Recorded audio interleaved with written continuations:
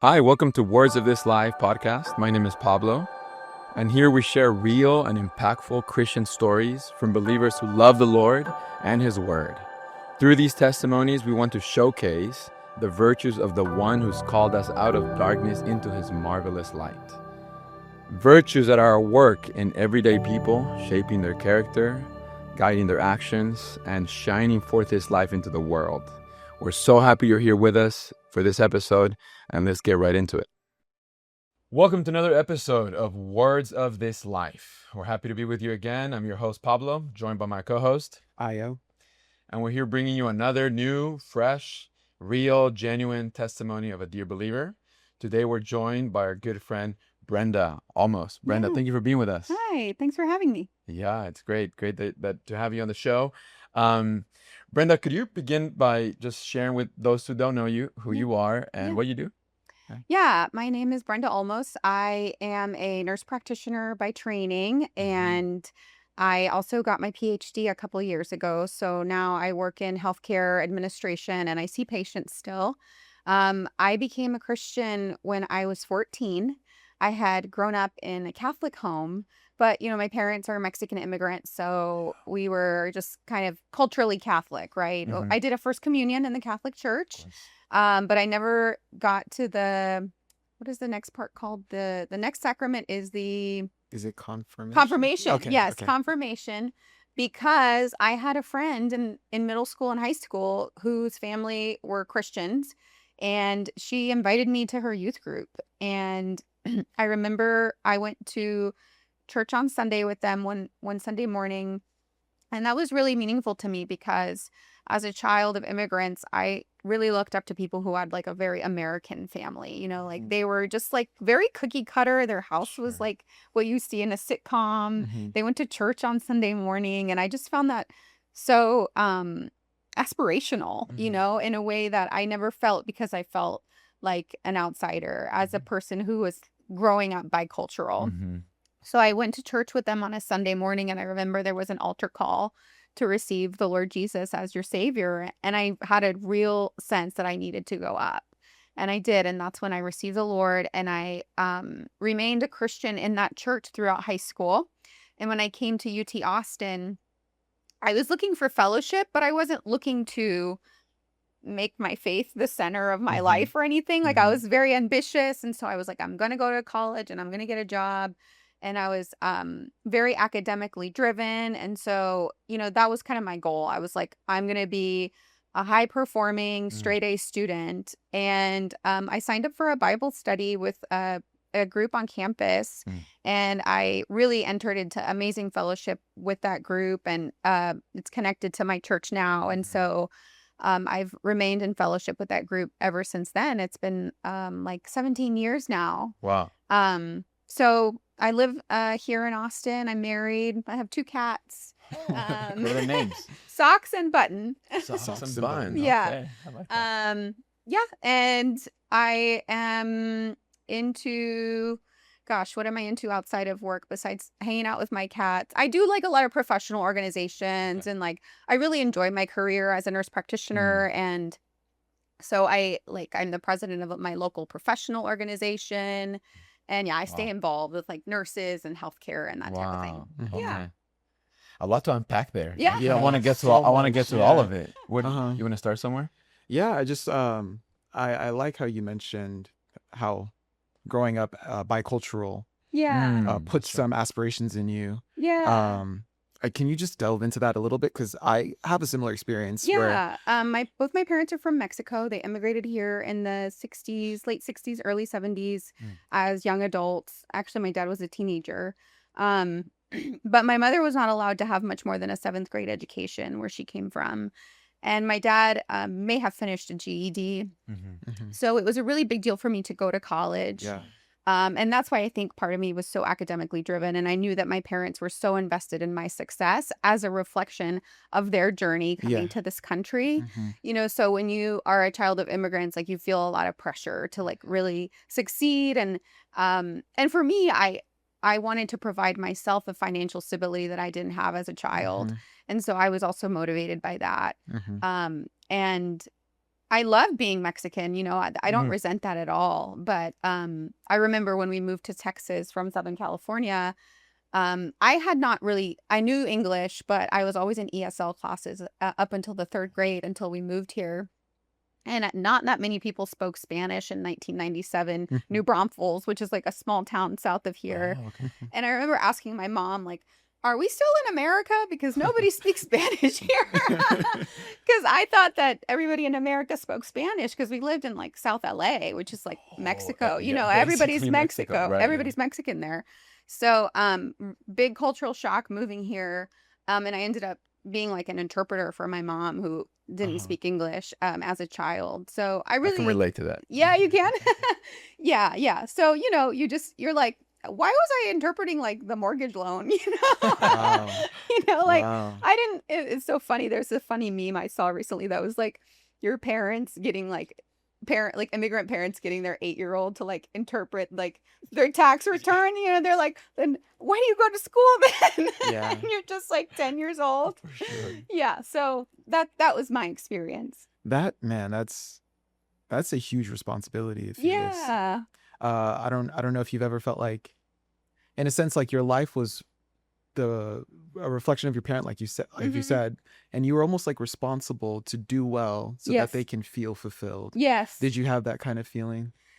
Yeah, I mean, I would say half of it was self-imposed. I think Mhm. they would have been proud of me if I had gone to college and been a nurse. I'm sure they didn't expect me to like go on in my career so much. Mhm.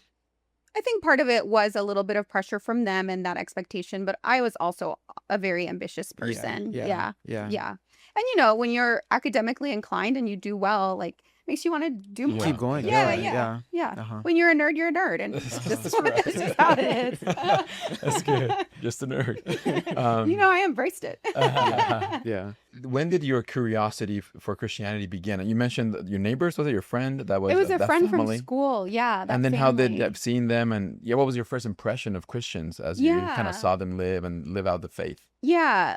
I just I liked like their daily living. Like they went to church on Wednesday too, which was like a big deal to me. As a Catholic, that was very nominal. I knew about God, and I remember praying as a child.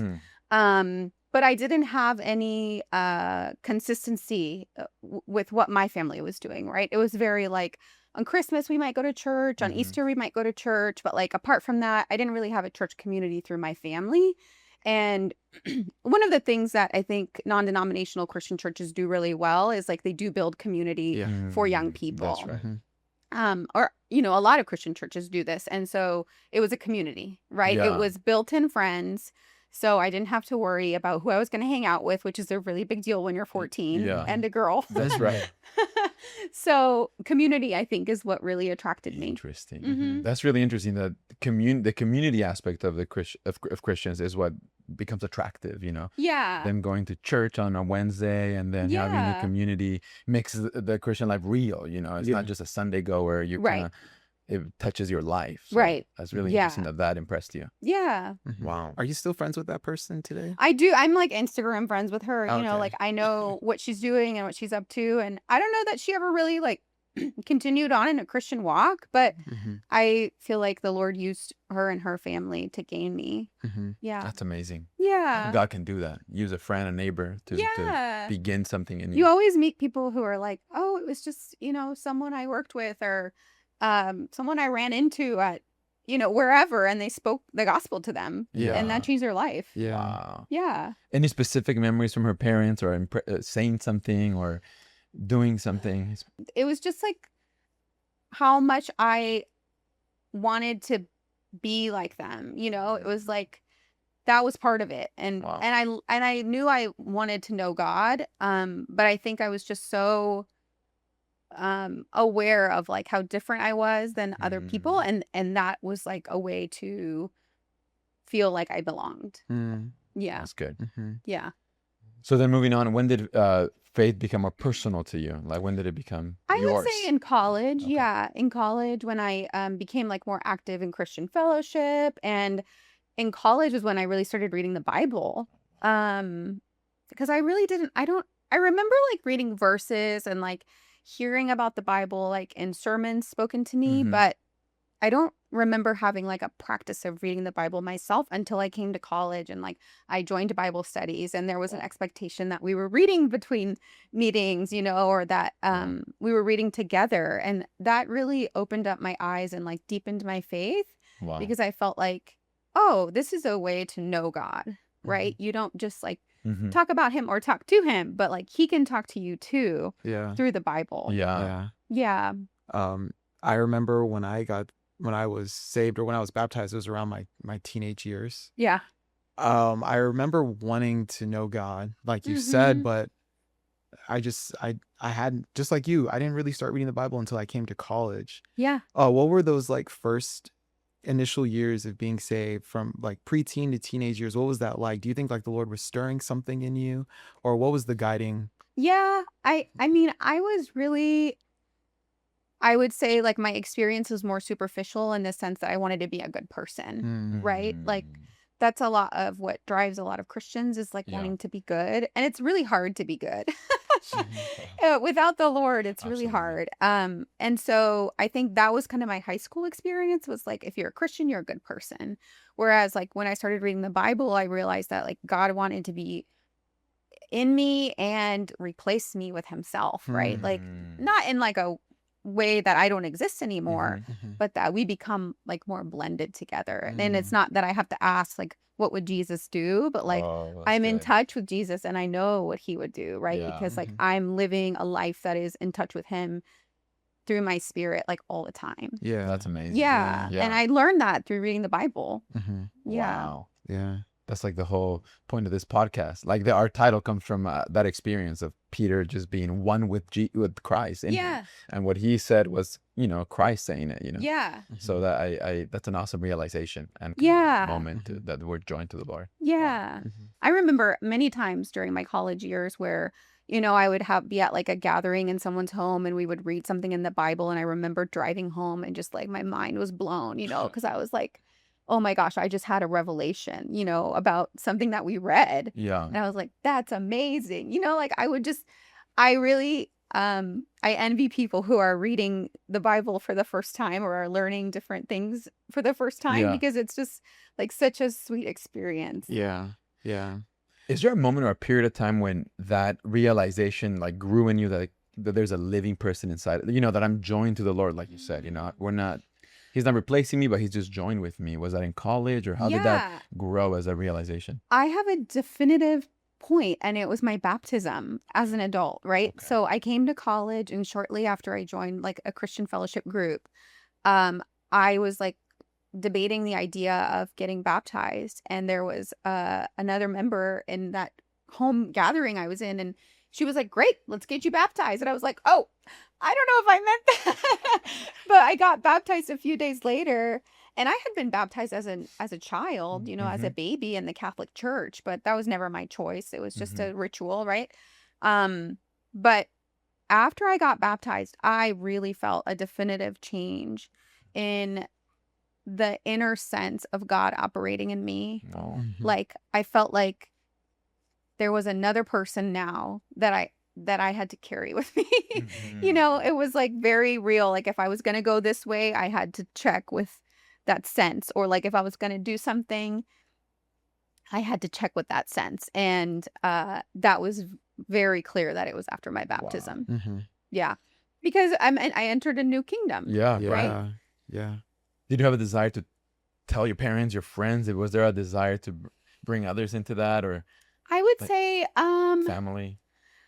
I did talk to my family a little bit about it. Actually, my mom was saved when I was in high school, and my dad was saved Oh, wow. like 3 years into my college experience. So, I don't know that I was ever like deliberately speaking to them about my experience, but I think they noticed in my living that like Sure, that's good. I was dedicating my free time to being with other Christians, and I was, basically anything that was not for my education was for like church stuff. Wow. Yeah. So people noticed Yeah, that. people see that. Yeah, for yeah, sure. yeah. Mhm. Wow. I did want to ask, from hearing your background, there's a desire to be a good person, but also an accomplished person. Mm-hmm. And, you know, fulfill your ambitions. Yeah. Um, and honestly, that sounds great. Yeah. I had the same attitude, Yeah. but like you said, like the Lord is a living person, Yeah. and before you go, you have to check with him, Yeah. and that experience might not be so sweet. Do you remember experiences like that where it's like the Yeah. Lord is touching your ambition or even what you've outlined your life to be? Yeah. Yeah. For sure. I mean, post college, I had gone into college assuming I was going to become a registered nurse and then get a job and start making money and then eventually maybe go to grad school. And in my last semester of college, I had a sense that I should go to this like 2-year Bible training program. And I was like, it's really not for me. Like, I'm not that type of person. Like, I'm a Christian, but I'm not going to go that far. I have ambitions, Right. and I have a career to get started.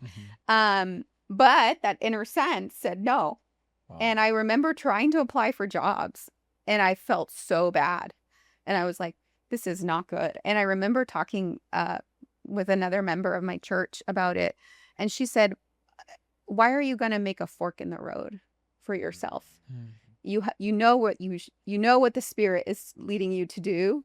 If you go ahead and apply for jobs, you're going to essentially let Satan offer you the world, right? So Because before starting the applications to the jobs, you already had a sense. yes, You're kind of fighting that sense by applying. yes. It's very interesting. I was like, well, I'll get a job and I don't have to do that, And I also felt like I had concepts about who the Lord wants, right? Like we have these ideas, like the Lord wants like the perfect people, or like the ones who always act right or they check off all the boxes. And I was like, I'm not that. So I'm not gonna do that. Right. I have purposely made sure that, people don't think that I would do that. So I couldn't apply for jobs, and I ended up going to the Bible training program, and I had a lot of resentment about that because I felt like I was going to be behind. I saw a lot of my classmates go on and start jobs, and what's funny is that I have advanced so far in my career, far beyond my expectations, Yeah. that I feel like those 2 years that I gave to the Lord are nothing compared to what he gave me back, and how much he blessed my career in exchange. And it just shows you Wow. that the Lord knows the desire of your heart, Absolutely. and that I was not necessarily joyfully sacrificing. Yeah. But the Lord blessed my decision. And it was like not sweet then, but very sweet now. I do feel like, to follow the inner sense of the Holy Spirit is difficult sometimes, and it may cost us, but I think the Lord honors that, and that there's nothing on earth that you could get that compares to what the Lord has for you. And he knows best what you need. Sometimes it's not what you want, but it's always what you need. Yeah. Yeah. Yeah. And the thing is like whatever we give up in this earth, it be our time, our resources, like it's finite, but Right. the exchange that we get from him is an infinite, eternal kind of reward. Yeah. Like those 2 years, they're eternal, For sure. Yeah. So, and even beyond that, he still knows what we need. He takes care of our heart and even takes care of our desires. Yeah. He's a good God. All honestly. inclusive. Yeah. Yeah. Yeah. All we have to do is follow that little sense, I mean, get Yeah. good at that, Yeah. I just recently, like to your experience, I was recently realizing in my experience when, you have that sense, like you felt like you had to go to that Bible training, right? And then you start applying for jobs, like you almost want to fill in, like create another option and have maybe others like tell you that's what you're supposed to do. Right. But all along you Crowdsource. already, yeah, that's right. But you already had that feeling, and that was God, Yeah. So, anyways, I think like, has that been a pattern in trying to follow the Lord again? You realize I already know what I I would should say do. so. In the big things, for sure. I've always prayed about the big moves I make in my life, and I make sure that the Lord is going with me, right? That I'm not doing something apart from him. And even in small things, like I remember just a couple months ago, there's a friend of mine, a sister in Christ, who was kind of complaining to me, and I could have very easily given my opinion, and the sense was like, don't say anything. And I was like, but I am an expert in this. I have good things to say, and she needs to learn from me. Mhm. But then, but this inner voice just said, that's not going to be helpful. Mhm. Is it right? Mhm. Probably what you're going to say is right. It's not incorrect. Mhm. But it may just do more harm than good to the Mhm. relationship. And, so I follow the Lord in the big things, but I feel like the Lord wants us to contact him in those little things too, Yeah. right? Yeah. Yeah. Is it appropriate to speak now? I love to speak, Yeah. You're good. At work, we have a saying my boss told me. It's called wait. You should ask yourself, why am I talking? Oh, that's a really good That's acronym. good. For us yappers, that's really good. Wow, I might Yeah. remember that. Yeah. Sometimes we'll go in a Why- meeting and she's why- like, we're just here to listen. And I'm like, okay. And so I feel like the Lord is also working inwardly about when we speak, and sometimes you have to speak, right? Sometimes the Yeah. feeling is you do say something now, right? Yeah. And sometimes the feeling is you don't. Mhm. Yeah. So it's not a hard and fast black and white rule, like, oh, you should never speak, Mhm. right? It's just that he's in tune with what would be best. Yeah. Yeah. Yeah. One thing I think is cool about that experience, and even the experience you spoke about before with going to that Bible program, is you went to a friend and that friend said, obey the inner sense. And even in this experience, your friend is complaining and the Lord in you is saying, don't say anything. And the Lord is expressed to that friend by you not saying something. Yeah. And both in these instances, it's by a friend or a sister in the Lord Another member. that the Lord is expressed to you. Yeah. And I just wanted to ask you, like, what's that experience of just having sisters in the Lord? Yeah, What's that it's like? wonderful. I mean, I have had some companions in prayer for like 15 years now, people that I went to college with. 15 years. Yeah, and it's so wonderful because I don't have to do the introductions, right? It's just like, who I am, Yeah. my situation, what my fears are, what my triggers are. And so when I come to these people that are so close to me, I can just say, I need to pray about this. And they're on it, they're Mhm. caught up. Mhm.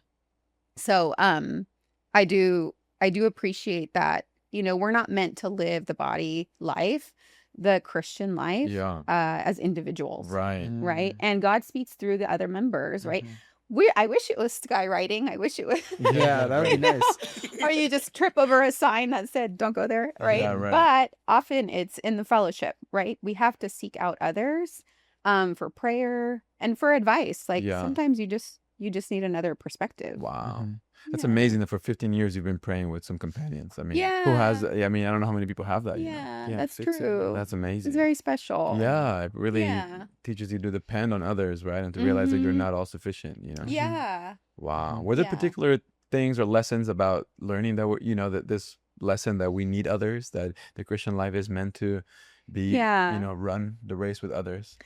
I would say there have been periods in my life where maybe I haven't been like as active in my church life because I was like in school full time and working full time or something like that. And they were really my lifelines, And so if I couldn't go to like regular gatherings or even Sunday mornings, like I could at least pray with someone, and that helped me feel like I was connected. Mm-hmm. Like I'm not isolated, because when you get isolated, that's when things get really dark and really difficult, right? When you're like, I'm cut Yeah. off from the flow. Yeah. Yeah. Mhm.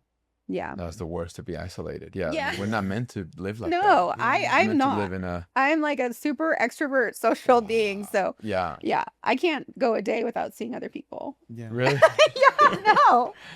Is your husband okay with that? Do you bring Oh, people he's to the fine. house? He's an introvert, so he can be at home alone all day, but not me. I'm like, I'm gonna go outside, at least talk to a squirrel or something. Talk to the cats. Yeah, talk to the cat, talk to somebody. Wow. One thing that I think is so liberating is that one way to think about our Christian life is that it's a race. Yeah, We're running. marathon. We're Yeah. we're running, and we have others that we run with. And you even mentioned like there's some times where you felt like you fell away, Yeah. but you were restored. Mm. Yes, Can you just talk about the ups and downs of the Christian life, for and sure. even in your experience, and how the Lord has been just real to you through all of that? Yeah, there have definitely been ups. Like, I feel like I've been on an up for a couple years now, Oh, because that's I'm awesome. so involved. I serve in a regular way. I serve with the children. I serve with some other aspects of like our meetings and gatherings. I have a regular like Bible study group during the week, and I have my prayer companion. So I'm really like I'm on a high, but that's not how it's always been. Mhm. And I feel like the Lord allows that, for Yeah, some seasons. absolutely. And not that it's okay or that you should aspire to it or seek it out, but it happens, right? And life gets busy or you start getting isolated.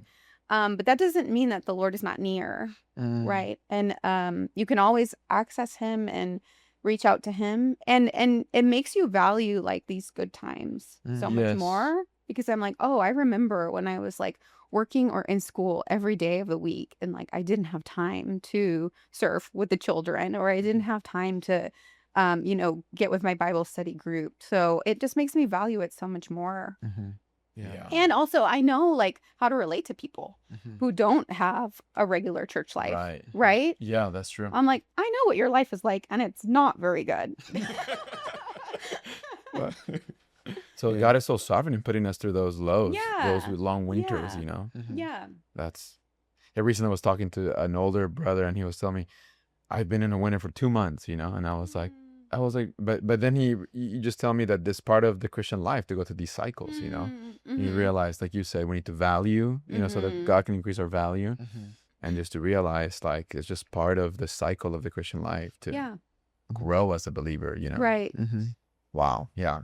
You have something? I just wanted to know what it's like serving with children. Oh, it's lovely. I serve with the kinder through third graders. Oh, really young. Wow. So they're so literal and they're so curious and they have a lot to say. And I just love learning their little personalities. There's like the type A's and there's the kids who are like, well, actually, technically, Yeah. I love it. It's great. And it just makes you see like this is how the Lord sees us, right? As his children, like Mhm. dependent. Like they don't worry about with how they're going to eat. They don't worry about anything because everything's taken care of for them. Yeah. Right. And we're just worried about making them happy. That's like the Yeah. purpose of gathering the children on Sunday morning is to Yeah. just teach them a little something, give them a little food, literally give them a snack Yeah. and watch them play and be happy. Yeah. And that's what the Lord wants. That's really precious. Yeah. That's great that you have that service. Yeah, it's so sweet. I Yeah. love it. This is just an observation. Sometimes I'm involved with children's service. I just feel like kids nowadays are getting like smarter. Like, that attitude. Like, I just feel like so many of them. I was like, at Well, that they age, have I the don't think I internet. knew. We Yeah. have the Exactly. internet. Yeah. I'm Yeah. intimidated by kids sometimes. Yeah, I know. I remember saying like, we were just talking about symbiotic relationships and there was one kid who came up to me at the end and he's like, "Can I talk to you for a minute?" And I was like, "Sure." He's like, "Are you sure that the crocodile isn't going to eat the bird that's cleaning its teeth?" And I was like, "Yeah, it's like a rule of nature that they have a symbiotic, mutually beneficial relation." He's like, "I'm gonna have to look into that." Like he was like not believing us, and I was like, "Okay, fine. Like, go verify. You can trust but verify, I guess." I'm gonna go Google that. Yeah. Yeah. I just love that he approached me. He's like, "Can I speak to you for a minute?" Can you step aside for me? Yeah. Oh yeah. Just a 7-year-old. Yeah. I want to talk about your pursuit of your PhD and how did that begin and your bringing it to the Lord? 'Cause it's a big deal to you pursue that degree, Yeah. and some people might have concepts after you go to a Bible training program, Yeah. why not do this or that, but the Yeah. Lord led you that way. Yeah. So how was that? Yeah. Yeah, I think I started considering a doctoral degree in like 2019 and I prayed about it and I felt like the right doors opened. Like it was 2020, COVID hit. I was working in healthcare. Hmm. I had applied to the school. I had found a funded program. So if you know, PhDs are technically supposed to be paid for. So you're supposed to get some kind of stipend. It's a job, Mhm. right? So it's not like regular schooling. It's like a full-time job. So I found a funded program. I got accepted. And when I got accepted, I was like, Lord, I'm only going to go if I get the scholarship. And then I got the scholarship. And I was like, Lord, I'm only going to go if they give me in-state tuition because it was in another state. And then I got in-state tuition. And I was like, oh, okay, I guess I'm doing it. And yeah, I felt like it was really the Lord's timing and the Lord's way. Wow. And I was I mean, I know that people associate PhDs with like really difficult times, and it's very rigorous. And the requirement is not so much of intelligence as it is of tenacity and perseverance and the ability to take a lot of criticism and come out alive. But I had a particularly positive experience, I think. And I think it was because that's where the Lord placed me. And I went with him and in him. And it was not that it was easy, but it was a positive. It's like one of those things you do where you're like, it was so hard. I'm so glad I did it, but it was not easy, Yeah. you know? Yeah. And it fulfilled one of the desires of my heart, which is ambition and like achievement, right? And I got to do it in a way that I felt was very blessed. And it was funded. So I got paid to do it. Oh, wow. Yeah. Amazing. I love the contrast from when you were looking for a job right out of college. It was like, I want to do my own thing. And it's like you're kind of apprehensive. But now at that point when you're Yeah, applying 10 years later. you're applying and you're like, Lord, I'll do it if this. Yeah. I'll do it this. And it's all with the Lord. Yeah. It's all, It was very much a negotiation, right? And I was like, Lord, I'm scared. Like, it's 2020. We don't know what healthcare jobs will be like. I don't know that quitting my full-time job is a great idea right now. You know, a lot of my coworkers were like, I don't know. You might not be able to find work. You know, like things were very uncertain in healthcare at the time in 2020. So it was certainly a leap of faith. Yeah. And it was a leap of faith, not only in terms of like my career trajectory, but financially. You know, I was like, I'm giving up my income. And, you know, like I mentioned earlier, I wanted financial stability in my adult life. And it just taught me a lot about depending on the Lord for everything. Yeah. Right. Because I feel like up to that point, I was still very much self-sufficient in the terms of finances. And I was like, you can provide everything else for me, but I'm going to take care of the money, you know? And I just felt like the Lord was like, can you let go of the job? Can you let go of the job and do this and just count on me to provide for the rest of it? Yeah. And so in that way, it was a leap of faith too, you know, to know like, okay, he's leading me this way. So he's probably going to take care of me. And he did, you know, and he did. And it just greatly increased my faith. And lately at my church, we've had a lot of fellowship about giving. Wow. And it's just always been something that I struggle with the Lord about because I'm so worried about not having that security. Yeah, right. Right.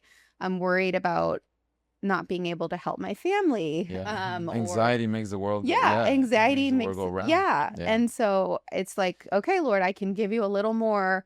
And I've felt that giving at the point where it hurts is the most blessed way to give, right? Where it's like, okay, I'm not going to be able to have that because I'm giving it to the Lord.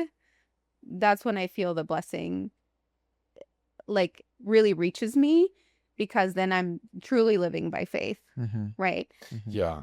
Yeah. That's really precious. And I'm not saying I live in any kind of like super frugal state. I'm just saying the Lord brings a number to me and I'm like, oh, yeah, that's okay.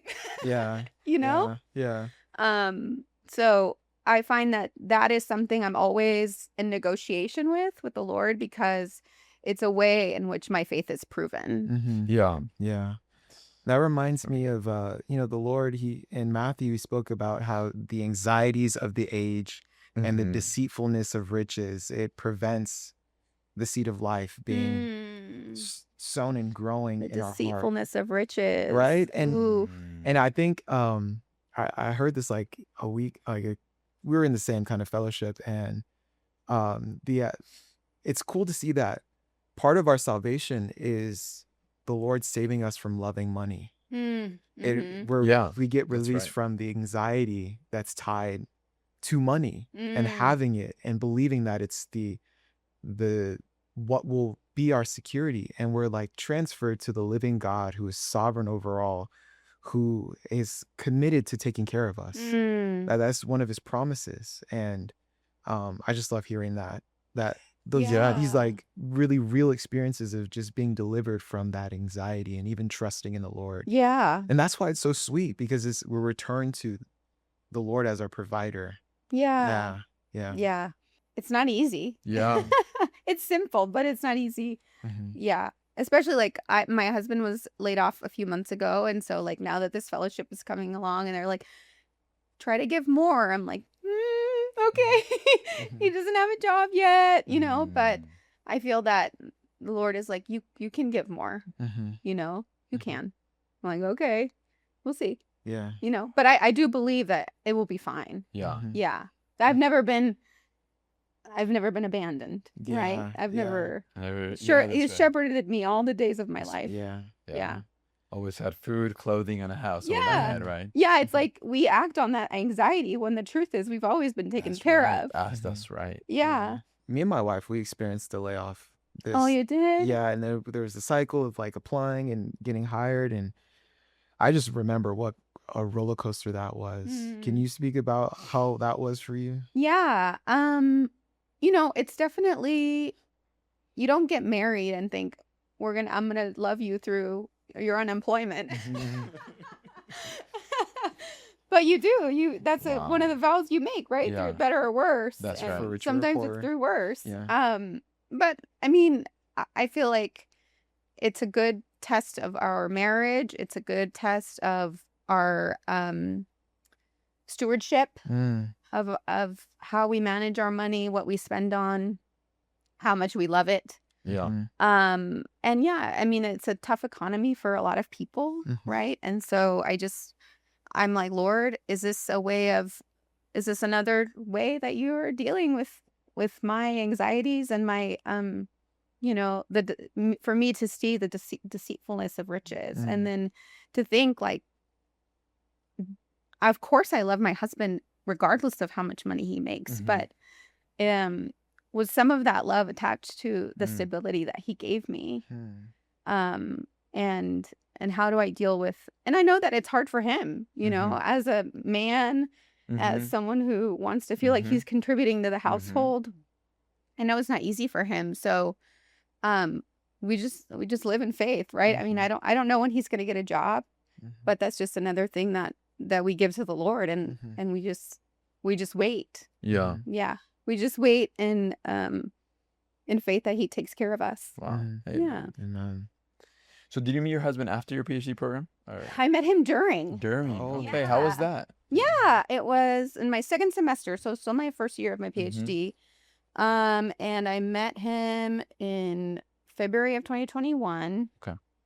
And we had both lived in Austin for a long time, but had just never crossed paths. And he's great. He's from not the Northeast. Ohio's not the Northeast, Midwest. Even though people call the Midwest the Northeast, I'm like, that's pretty far north and east. Yeah, that's right. Yeah, if you think about it, yeah. It's neither mid or west, but okay. Yeah, he's a great guy, and that was a big thing for me in my Christian life, was wondering when I was going to get married, who I was going to marry, knowing that I wanted to have a partner in life, Mhm. and that wasn't happening. Like when I turned 30, when I turned 31, and I was like, Lord, what are you doing? Like, I need to have a partner, And eventually I met him, and he's really supportive of my Christian walk. He's not as involved, but he is okay with like me having other members of the church over to our house. And I think he really admires the fact that I have such a community, and that we are so, you know, connected, and that I really trust my community. And so it's a testimony to him, Mhm. right? That the Christian life is very sweet. Yeah, and he really loves like my friends from church and stuff. So That's it's wonderful. good. Yeah. Mhm. It's good. And I always had a concept as a Christian and as someone who like went to a Bible training and like, that I would marry someone who was like very gung-ho about being a Christian. And so that was a concept that I had to get rid of, like, I was like, well, what do you mean I'm not going to get a Christian brother, I deserve that? Yeah. Or like it's owed to me, and I just felt like the Lord was like, no, this is the right person for you. And honestly, it makes me more motivated to like stay connected in the church and like pray and read the Bible, because my partner depends on it too, right? My marriage and my partner and my testimony to him depends on me staying connected. Yeah. I'm so glad you called it a concept, because there's so many people in those shoes, nowadays that in their 30, 31, not able to find someone, but really just what a mercy that God could break that concept, realize this is what I have for you. And I'm not saying you should go marry like someone who's completely opposed to your faith. Yeah. But if they're neutral or positive and you can go on and that need can be met, and the Lord is allowing it. And I think, it's also blessed. Like, I feel like I have a wonderful marriage. I'm so happy. I'm like, I feel so cherished by the Lord for this partner. Yeah. What a blessing. I do want to ask about your career, your work life. Okay. That we've talked before, so I know your hands are on a bunch of things. I know. A lot of hats. So could you just tell us like what a day in the life of Brenda is like? Yeah. And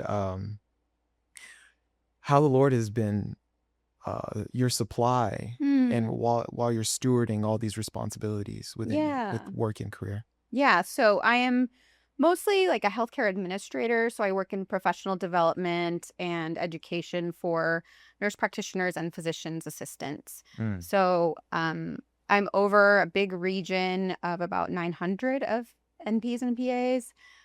But I report to somebody above me who is like everybody's boss.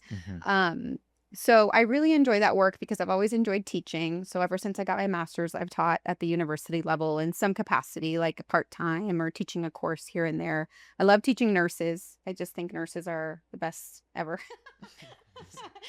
It's a great career, and it really is a labor of love, right? To care for others. Yeah, absolutely.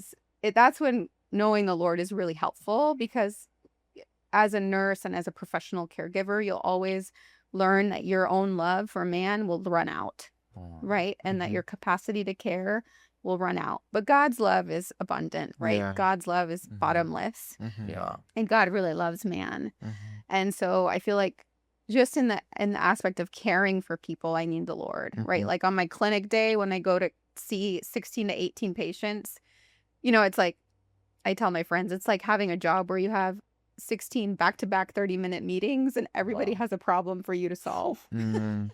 So that's what it is. Really. Because literally everybody's showing up with a problem and you have to solve it in 30 minutes. Wow. And write it all up, right? So for that kind of work, you really have to have a supply of life and of love for people, because people are so fragile.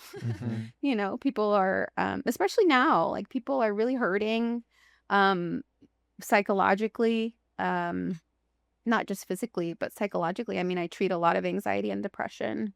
Oh yeah. Wow. Yeah. Probably half of my patients I see have anxiety and depression. And then my other days are more administrative work, creating programs. And then outside of work, I'm involved in my professional organization. So we have usually a couple meetings a month. So I know a lot of like local nurse practitioners. I am kind of climbing, I guess, the ranks in terms of like state and national leadership. So I'm looking to like be on a board of directors for my state organization soon. I'm applying for that. And then we had talked about, pursuing politics in some capacity. Right. So I want to do a training program for nurses to run for office, and see where that goes. I'm open to what, if the Lord says no, I'm okay, but I just want to offer it and be like, Lord, I'm moving this way. Can I keep going? And so right now I have the piece to at least do the training, learn how a campaign works, and then find what that would be, right? Is that like at a local level, what does that look like? Yeah. Mhm. So I like to stay involved. Like I said, I'm super social, so I could do something every night Mhm. after work. Wow. Even But, after 18 appointments back to back. yeah, Wow. yeah. If anything, I'm like one of those people that gets energy From from other Yeah, people. wow. Mhm. So if I'm drained, I'm like, I need to go out and talk to somebody. Yeah. Yeah, I need to suck some of their energy. Yeah. Wow. For people who have similar busy schedules like you know, back-to-back appointments, what are some practical ways, handles, or a specific experience maybe you want to share about how you stay supply in the middle of all that? Like, is it Yeah. like reading a little verse on the way or praying as you're walking to the next Yeah. appointment? Like, what does I it look like for you? I have a couple friends that call me on their way to work. When I work remote, I'm just at home, so they call me, and we pray. And there's one friend I've been doing that with for a few years. So same thing. We don't have to do a lot of catching up. We could just be like, this is That's going right. on. I need to pray about this. Or we can just pray about the topic that's in that morning's devotional. But some kind of connection with someone else after I have if I read some verses, I have some verses on the mirror when I Wow. wake up, wash my face. Oh, First thing that's I see, great. because they say that like the thing that you look at first in the morning is kind of Mm. like what sets the mood for your whole day. So if you like open your phone and you read the news, that's how you're gonna Yeah. feel, like kind of Mm. drained, Yeah. Or I try to like play some hymns or something to get me like connected to my spirit, because I don't want to like spend my day thinking about the news, Yeah. right? I mean, I try to be informed, and I don't think it's responsible to not be informed about what's going on in the world, but there's a lot in the Bible about the first fruits and about Yeah. giving Mhm. God the first fruits. Mhm. For sure. And that first 15 minutes in the morning is like your first fruits of your time, Mm. and time is the resource you cannot renew, Mm. right? So when we give our first fruits to the Lord in everything, that's what's really special to him, Mhm. Yeah. I'm glad you Um, share that. That's good. Wow. First Yeah, fruits. Yeah. first fruits. Yeah. So reading verses, like I said, I'm super dependent on others to keep me going. So having people call me or me call them early in the morning. I have a Monday morning, a Wednesday morning, a Thursday morning. So for sure, Wow. 3 days a week, I'm praying with somebody in the morning. How long are those calls usually for prayer? 15-20 minutes. Wow. Okay. Yeah, not long. Yeah, we purposely try to, Sure. they're driving, so they might not have that long either. They have to Yeah. get into work. Sure. It's really sweet, because it's like you can talk to the Lord and give him your day before you start. Yeah. And supply someone else, because I'm sure both of you you get Yeah. encouraged by praying with Yeah. one another. Yeah. That's really good. Yeah, and usually they can share something with me if they've enjoyed Wow. something, or yeah, That's a great practice. it is. Great practice, man. Yeah. Right. Are you guys You are gotta you pick it guys- up. I'm mentally taking notes. Like maybe Yeah. put a verse on your mirror. On your mirror, yeah. That would be probably really good for me. Yeah. You're extroverted. You've mentioned Yes, that, yeah. and you've also mentioned kind of having just a disposition to tell people what's going on with you. Mm-hmm. And if you've put so much time, set aside so much time for the Lord, does that come up in your conversations? Yeah. I was telling someone about this recently because I have a close friend who I know through a former job, and we had never really talked to each other about being Christians. Mm. We I felt like we got the vibe, but we had never really like said it out loud or been like, hey, I'm going to church or something. And recently she's going through a really hard time, and she said something to me like, oh, I'm just living in my Bible now, and I was like, oh, I responded to her with an encouraging verse. And ever since then, she's kind of opened up to me, and we've been able to fellowship, and I try to be encouraging, and I just feel like, how many more people in my life are seeking fellowship and I just haven't said anything, Mm. or how many people want to know why I'm happy, Yeah. how I'm happy. Yeah, it makes you think like, oh, how many people need you to say something? Mhm. And what would it cost? Mhm. What would it cost? Would it have ruined the friendship if I had said I was a Christian? No, it wouldn't have. Yeah. she would have been cool about it if she wasn't, right? Yeah. But I just think like we overvalue how much it's going to make things awkward. Mm. And we undervalue how meaningful it could be for the other person Yeah. who's maybe looking for fellowship Yeah. and wants to confide and be with another Christian. Mhm. And so that's just like really, I've never been super open with like coworkers or anything like that. And I feel more motivated now. Mhm. And I think it's just like a fear that if you say you're a Christian, people are going to be like, okay, here comes a Bible thumper. Yeah. Yeah. Or like they're going to judge you Mhm. according to a Their certain comfort, standard sure. or, but it's okay to be like, listen, I'm failing daily, but I'm trying to follow the Lord. Yeah. There have been instances at work, like where people have said something and I'm like, oh, I don't do that. I haven't said because I'm a Christian, but I have said like, I don't do that. And they're like, oh, that's different. Mm. I've gotten that before Yeah. too. Yeah. They're like, okay. So I think the world is so dark and times are so hard for people that I don't think that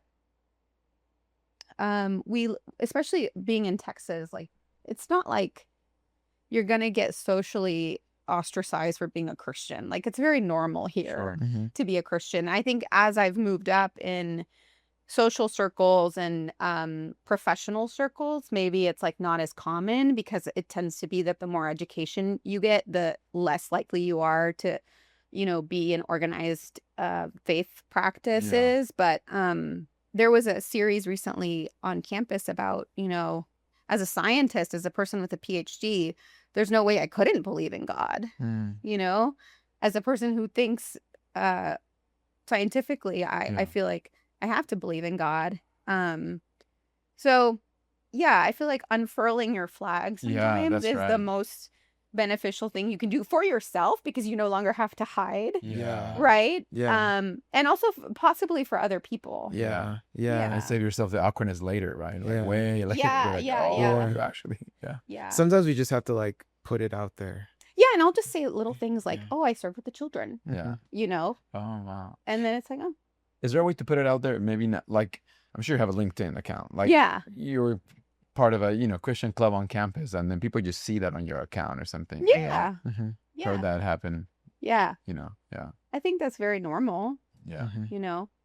as long as we're willing to talk about it if people are interested. Yeah. That's right. Be Yeah. ready. Yeah. Even at work, I had a friend. I took off time to film one of these episodes, and they were like, "What are you taking off time for?" And I was like, "Do I lie? No, I can't lie." And then I said, "I'm filming a podcast," and I was just like, You're a podcast bro. I'm waiting for like the awkwardness, and they're just like, Did you tell him it was like a Christian podcast? yeah. I Okay, sent him okay. the channel, the Instagram page, Oh. and he listened to it, and he was just like, I think this is great, man. Oh, that's so great. And then he asked me like, "Are you watching this?" Like he asked me if I'm watching The Chosen, which is like a Christian TV show. Oh, yeah, yeah. And now we're like, this was once my coworker, and now He's your brother. it's a little deeper now. Yeah, that's so sweet. And I don't know. I just feel like it's really easy to hide the Lord in It us is, because yeah. of perceived awkwardness that may come. But Right. but you never know. You Yeah. never know. Pablo, you are always talking about the Lord to people. Yeah, I am. That's your job. That's right. That is what I do. I better have something at the time and not be afraid to say it, right? Yeah. But yeah, I mean, talking about the Lord to people is really what someone recently told me that they were in ministry work for a while, and when they stopped doing it, that what they missed the most was talking to people about the Lord. Just just the time and the opportunity to speak about the Lord. Yeah. Yeah, About something real. that's Yeah. right. Right? Yeah. Yeah, and when we let the Lord out of us, like it energizes us. Yes, I don't know if you had that yeah, experience. Like you yeah. just say something and you let the Lord flow It out, and does your whole energize. being just like get your headache is away, your mood is better. Mhm. There's something about letting the Lord out of us that just Yeah. is so healthy Yeah. for us. I try Our to think whole of it as like, don't keep the Lord trapped. Yeah. Mhm. Like he's so good and so sweet, and you're just like keeping this secret, and somebody could really need it. Yeah. you Yeah. know? Yeah. one theme in this podcast has been the younger generation and those, Hmm. you know, Gen Z, even college students. Yeah. And your observation having gone through college and now there's a very different time now. Mhm. Anything that you would say to your younger self in college, maybe, or as an encouragement nowadays that, there's so many things, distracting things, and it's harder to maybe be Yeah. connected, be in a community, and I think that every generation says that, Sure. right? Every generation has been like, oh, the kids these days. But there is something very different about Gen Z and Gen Alpha coming up behind them is like they have, in a sense, a really amazing way to build community, which is the internet, right? And social media and that kind of stuff. But also, so many people feel lonely, right? So it's Yeah. like we're the most connected and Right. yet the most disconnected because nothing beats IRL being Mhm. here together in person.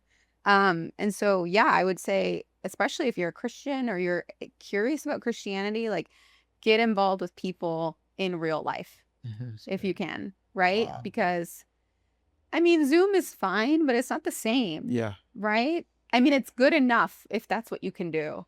But if you want to live a normal Christian life, it has to be in person as much as possible because that's how you build bonds, right? Yeah. That's how you build relationships Mhm. is being together, Mhm. literally time spent together, Yeah. Mhm. right? That's what relationships are. Right. So I think young people should prioritize that. Mhm. And I think also, I know, nowadays UT Austin is like top 6%, Yeah. right? You have to be top 6% of your high school to get into UT Austin. So everybody there is super ambitious, super driven, academically inclined. And I just wish they knew that it's never going to satisfy, Mhm. right? Like, I remember somebody telling me before I got a PhD that they knew people who had gotten a PhD and then they had to get a tenure track job and then they had to get tenure and then they had to write a book. And so like in the world, there will always be something else you want because nothing there is going to satisfy you, right? It's like eating popcorn when you want steak, Wow, right? that's right. Right. It's like eating something fluffy and not satisfying when Wow. what you really need is God, right? And you need God's family.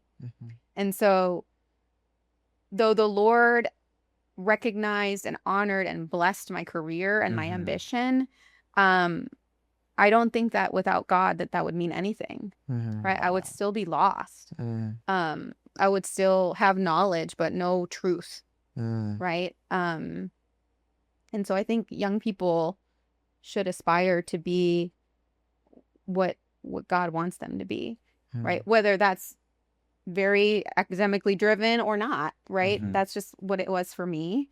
Yeah, I think that's important Yeah. to realize that Yeah. accomplishments actually don't satisfy. Yeah. Yeah. It's such a bummer because you work so hard for them. That's But right. Yeah. And honestly, speaking to you, I like how you mentioned there's a difference between reality, which is in Jesus, and vanity, which is the world, yeah. provided by the world. But for someone like me, who's like early in my career, or even someone who's freshly out of college, and they're capable, Yeah. they have potential. It's easy to hear reality versus vanity and feel like I shouldn't do anything. I should almost like not even Pursue. Yeah. what You my know you're potential. capable of. Yeah. Yeah. And almost like be timid and complacent with whatever is in you already.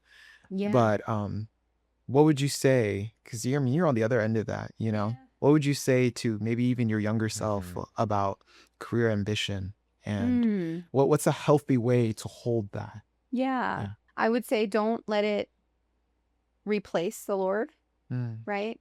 Always let the Lord open the doors for you. Obviously, you're going to have to network and apply and do all of that, but only go where the Lord is going. And you'll know that, right? By the inner sense. And always be willing to drop it.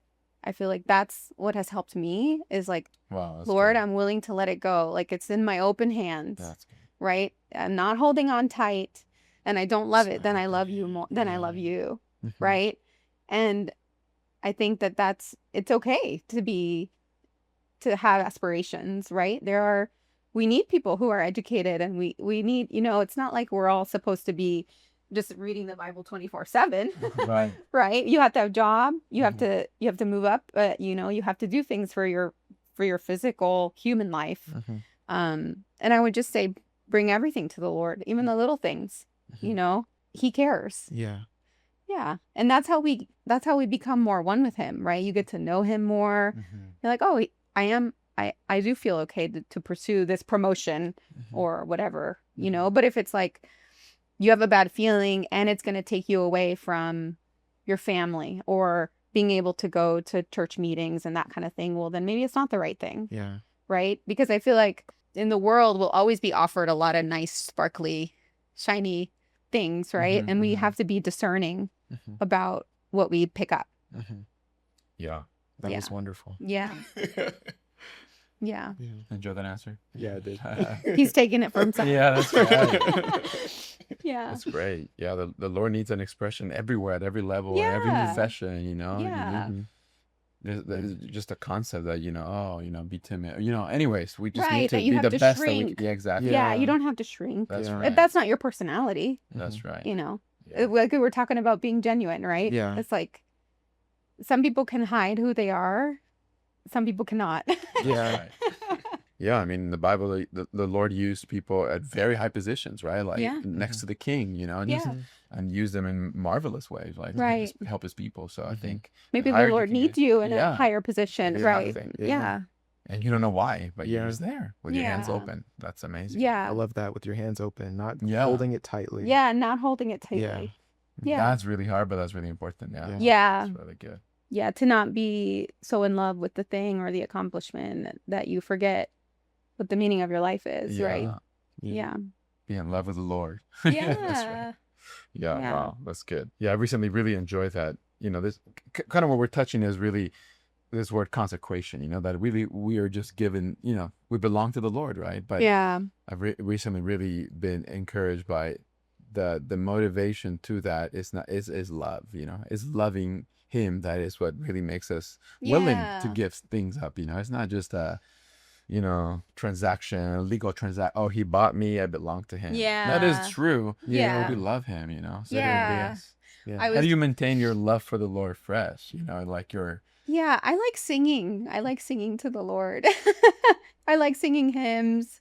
There's always the classic one, Jesus Lord, I'm captured by thy beauty. Oh, Mm. it's such a banger. It's a good song. It's so good. It's just so good. I just love singing to the Lord, you know. I was I had dinner with my husband for his birthday yesterday, and we use these little cards where it's like little questions like for your like to talk about things that you don't normally talk about. And it was what do I do that makes you feel loved? Oh. And I told him I feel loved by you when you get up and get me water or like just get me something. Like sometimes I'll be sitting on the couch and I don't feel like getting up because I'm all curled up. And I'm like, I want water. And he'll just go get it for me. And I'm like, that's so sweet, And he's like, oh, I love doing that for you. And it's just like those little expressions, right? It's like in those little things that that someone loves you because for me, like that's an act of service, right? And I'm like, that just makes me feel so loved. Mm-hmm. And I just think like that's what the Lord wants, right? For you to pay attention. Yeah. There's a thing called phubbing where somebody's talking to you and you're on your phone. Mm. PH phubbing. Oh. It's like snubbing, but with a Okay. PH for phone. Oh, okay. Yeah. And I try actively to not do that to my friends or to my family or to my husband, to not be on my phone when they're talking to me. And I just think like, how often is the Lord trying to reach me? Yeah, how often And are I'm we phubbing phubbing. him? Yeah. Yeah, I feel that all the time. Yeah. Yeah. Yeah. Wow. But like, would you do that if it was your wife? No. Yeah. Right. Yeah. Right. Yeah. So I think about that a lot because I'm like, the phone is like, it's so normal now for people to just be on their phone, not paying Yeah. attention. Right. Yeah, absolutely. Yeah. And you're All the like time. talking and you're like, hello, I'm right here. Yeah. Yeah. It's like you're with me, but I don't have your eyes, your I don't presence. have your Yeah. presence. I want to have your Yeah. eyes, Yeah. Yeah. I feel like that's Yeah. yeah. Oh my goodness. Yeah, if you don't have someone's eyes, it's not you're not really with them. Yeah. They could be next to you, but they're looking at their phones. You're not. Yeah. you know? Right. you're physically there, but not Yeah. present. That's right. Yeah. And that's what nurtures relationships, right? Presence. That's Presence right. and attention. Mhm. That's what all the media and all the phones and everything want, is our attention, right? Yeah. It's the attention economy. Yeah. Competing against the Lord and all our other relationships, right? Yeah. My goodness. Yeah. Yeah. Attention is the currency. Monetized. Yeah. Yeah. So it's so valuable Yeah. when you think about it. And it's so valuable to the Lord. Yeah, it's so Yeah. valuable to the Lord. Yeah. When we behold, something happens. We get to Yeah. reflect Him. Like, anyway, yeah. Is there So- something you do actively to like be present with God, like to block out noise, block out things, like turn your phone off? Or is there anything you do? I mean, to definitely kinda be away be from the present? phone, because I Okay. feel like I'm not strong enough to not pick up the phone if it's right next to me. Mhm. So if I'm like trying to have Bible reading time or something, I'm away from the phone. I've got the Apple Watch off because it can buzz too. Mhm. So those are like deliberate things I do. But really, that's it. If I can get away from the phone, I feel like Mhm. I'm free. Mhm. Yeah. Yeah. Yeah. I'm unplugged, Yeah. Right. you know? Mhm. But unplugging is hard. Yeah, it is. It really is. Yeah. I'm trying to pick up a habit of just getting my phone outside of the room before I go to bed, so I don't wake up with it in the room. But Mm. Lord help You have us. an old school alarm clock? No, I haven't. I don't have. I You need just to wake buy- up. I have an alarm on my phone, but Yeah. Oh, okay. So you have to get up and turn off the alarm in the morning. Yeah. Oh, wow. yeah, Yeah. it's so hard. I have a little little device called a brick, Uh-huh. and you tap it. You got a brick? I I've been seeing them on did. Do you Instagram. have I one? Oh. did. I don't, but It's how is great. it? Yeah. It's great because you cannot access the apps unless you physically go to the brick Where do you keep the brick? on my fridge. On the But I fridge. won't go because the threshold is, if I'm on the couch, I'm not going to get up and go. Got it. Wow. Like, it's very effective. Okay. Yeah, So you recommend it? I Okay. do. I'll give you Okay. my referral code. Okay. Yeah, there's 2 for 1 I saw. Yeah, they'll get 2. You can get one. Okay. Tile. Oh, yeah. Does it work for 2 phones or just one? Each Yeah, brick is. it works for multiple phones. Oh, okay. So you can just get 1 for 2. Yeah, one for 2 people. That's good. Okay. But it's kind of sad that we need that, but Yeah. Well. it's like how it works. It's neuroscience. You know, Yeah. you're getting dopamine, and so you want more, you want more, you want more, Right. and yeah, Yeah. We have to Wow. do our part. It doesn't seem like social media is planning on they're slowing not. down. They're not gonna. No, Yeah, yes, that's right. they're not gonna make it less addictive. Yeah. So we have to Wow. wean That's good. ourselves off. Yeah, absolutely. Yeah. Is there anything recent or not so recent from scripture that you've been in your heart that you'd like to share, a verse or something that could just help us? I don't remember the exact verse, but it was this fellowship we've been in our devotional about giving and tithing. And it was a comment about not minimizing our giving down to money, but Okay. giving is about consecration, Mhm. right? And our devotion to the Lord. And so if you make it so small as to just be about the money, Right. it's not really seeing the big picture. Yeah. The big picture is, are you fully given to the Lord? Mhm. And that's what giving money symbolizes. Yeah. Mhm. And I've just been like ruminating on that, thinking like, I have pictured it as an exchange, a transaction, Yeah. Mhm. right? Like, okay, Lord, I give you this, you give me that. Mhm. But it's actually, Lord, my life is yours. Yeah. And if I don't get anything in return, that's okay too, Mhm. Yeah. right? Yeah. So I've been thinking about that a lot as, my husband's looking for a job and experiencing, financial instability. That was really touching to me. Wow. Yeah. That it's not about the money. Yeah. It's about us. It's Yeah. about the heart. It's about your heart. Yeah. Yes, Yeah. that's right. Yeah. Because a rich man could give a ton of money Exactly. and it would still Yeah. not mean anything. Yeah. Mhm. Right. Yeah. I think the Lord doesn't really need. I mean, there are needs, but it's not the money that He really needs, right? It's just us. That's our Yeah. heart. And like that Yeah. hymn I mentioned, it Yeah. says, Jesus, Lord, my flask of alabaster. Yeah. Gladly now I break in love for Yeah. thee. And I just think like this woman had this flask of alabaster. She Mhm. was not rich, Yeah. right? That was like everything. That was her life savings. Yeah. But she saw him and she's like, I have to break it for him. Mm. Yeah. And I just think, wow, like that's so precious. Like, Mhm. Lord, I want to see you in that way. Mhm. Wow. That whatever I have that resembles a flask of alabaster, that I would be willing to break it, Mhm. Yeah. Yeah. you know? Yeah. Because it's the willingness that he wants. He may never ask me Yes. to do it, Yeah. but he wants me to be willing to do it, Mm-hmm. right? Yeah, that's a Yeah. great story. Yeah. And the Lord says, wherever the gospel is preached, what this woman has done will be a memorial. And he wants us Yeah. to remember her. Like, remember Yeah, he that wants us to specific- remember what she did. Yeah, it's really something. Yeah. And that it was motivated out of her love for him. Yes. And like you Gladly said, now I break in love. Yeah.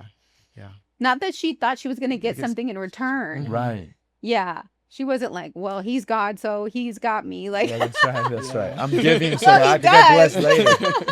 Yeah. Yeah. she didn't, she was not promised anything in return. Yeah. Right. Except good. she just got to be in his presence. Exactly. Yeah. And she took the right opportunity, right? He was only around for a little longer, you know. That's Yeah. another thing. And then some of the other guys were like, why are we wasting stuff? That's You know, right. You know what we could have done with this? I know, but that's how we think, right? Yeah. Yeah. I mean, I think if I told some people like that I give to the church, I'd be like, oh, you could be investing that. Yeah. You know, the S&P 500's been Right? going up. It's looking good. Yeah. It's looking great. Yeah. Wow. That's what I've been thinking about. Yeah. That's good. That's great. I think we're nearing time. Yeah. So we do want to just go through a few rapid fire Oh, questions. no. They're easy. Okay, they're easy. Are you a morning person or? Oh, absolutely. Morning okay. person. I didn't even have to say night. You just No. Morning. No. Um, 8 o'clock, I'm out. Huh. I'm not functioning much more after 8 p.m. Is your husband the opposite? Usually Yeah. sometimes that happens, right? Yeah. So he's the Yeah. night person. Yeah, he's the night person. what is your ideal vacation? Ooh, lots of activities.